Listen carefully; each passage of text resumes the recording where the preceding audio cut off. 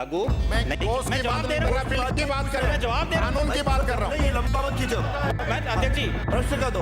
he wants to put his own words in my mouth. That is not fair. I am giving him answer. कोई बात नहीं, ताली जो बजा रहे हो ना, हाँ, पिछले बजट ये में इस तारीख को लागू करोगे, बता रहे हैं ना ये साहब। बताओ तो सीधा। अमीन खान जी, सबसे पहले तो मैं माननीय बैठे मंत्री जी नहीं। की तबीयत, पहला क्वेश्चन तो मेरा ये है कि आपकी तबीयत कैसी है। आपकी तबीयत अच्छी है तो ही फिर मैं सप्लीमेंट्री पूछूंगा। तो आपने साहब जो परिशिष्ट एक लगाया है, मैं चाहूंगा एक बार मंत्री जी थोड़ा पढ़ के बता दे परिशिष्ट एक में समय क्या क्यों आपका प्रश्न आ रहा है?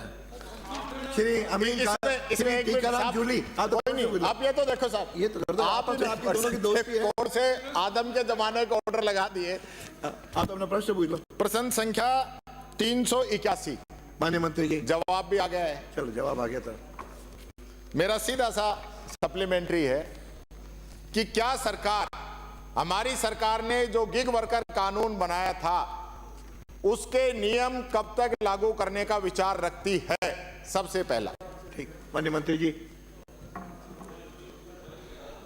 माननीय अध्यक्ष जी, पूर्ववर्ती सरकार ने जैसे ही सिर्फ घोषणाएं की थी, उसी घोषणा में इन्होंने गिग वर्कर्स के लिए कांग्रेस सरकार ने 2023-24 में 200 करोड़ रुपए से कोष बनाने की घोषणा की थी, जो सिर्फ चुनावी थी, लागू मैं नहीं। कोर्स मैं की जवाब बात दे नहीं रहा कर रहा, हूँ, बिल की बात कर रहा मैं हूं, जवाब दे रहा हूँ। कानून की बात कर रहा हूं। नहीं, ये जो जवाब पूछा वो टू द पॉइंट दो। और जब गिग वर्कर्स का पूछे तो पता तो होना नहीं, चाहिए। पहले का नहीं, आप तो मैं जवाब दे रहा हूँ आपको।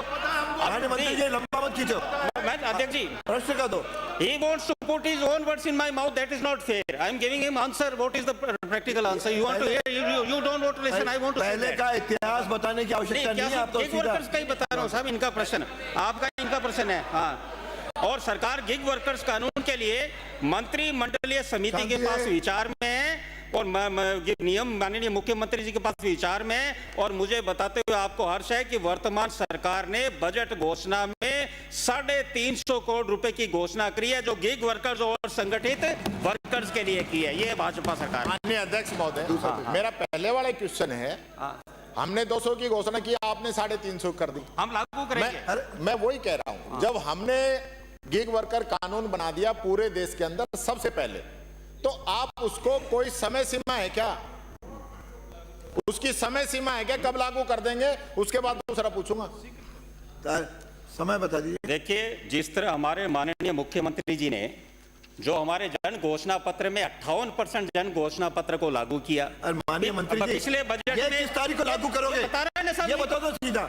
ये पुराना अब तक ये बता दो कि इनके ये तो सब बता रहे हैं ना, सरकार नियम कब तक बनाएगी? नियम बता दो।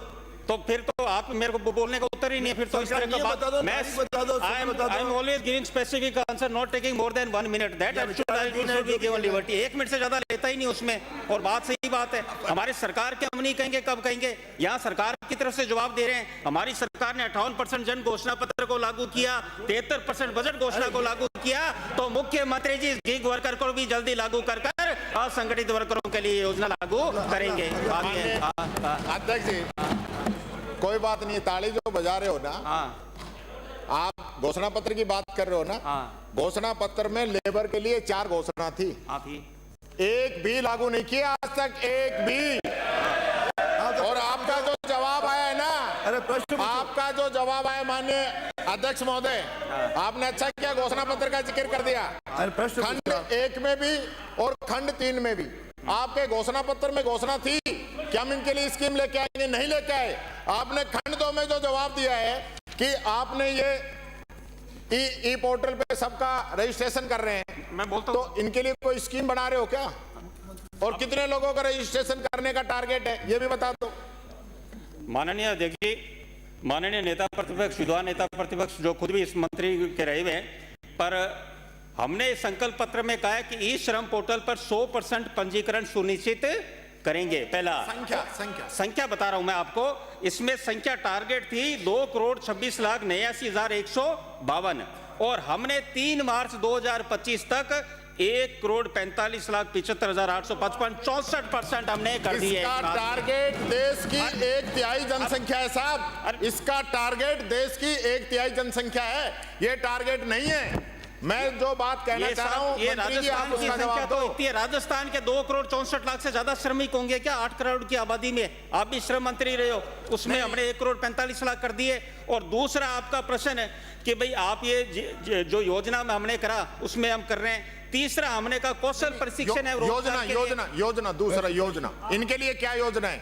योजनाएं सरकार हमारे लगातार जिस तरह आयुष्मान भारत में उनको एनपैलन करके पीएम जीवन ज्योति बीमा योजना, पीएम सुरक्षा बीमा योजना, इन सब में, और पीएम श्रम योगी मानधन योजना, ऐसी अनेक योजनाएं खंड एक पे तो आप मना कर रहे हो, किसमें? आप प्रश्न पूछो ना। इन योजनाओं का साहब ये जो लिस्ट बता रहे हैं ना, ये किसी भी योजना के अंदर अधिकृत नहीं है। इनके लिए एक भी स्कीम नहीं है आज की तारीख में। एकमात्र स्कीम है तो गिग वर्कर में अगर आप इनको जोड़ेंगे तो इनके लिए स्कीम है, बाकी एक पैसे का फायदा नहीं है मजदूरों को। मैं जवाब आप वो दे रहे हैं, मंत्री जी सक्षम है, मंत्री जी सक्षम है, उनको बता दो। माननीय अध्यक्ष जी, विद्वान सदस्य नेता प्रतिपक्ष ने कहा कि इनको गिग वर्कर्स के साथ जोड़े, तो आपकी बात का माननीय मुख्यमंत्री ने संज्ञान में ले लिया, तभी तो 350 करोड़ का गिग वर्कर और असंगठित लोगों के साथ जाकर बजट में घोषणा करी है। अगला प्रश्न श्री रोहित बोहरा।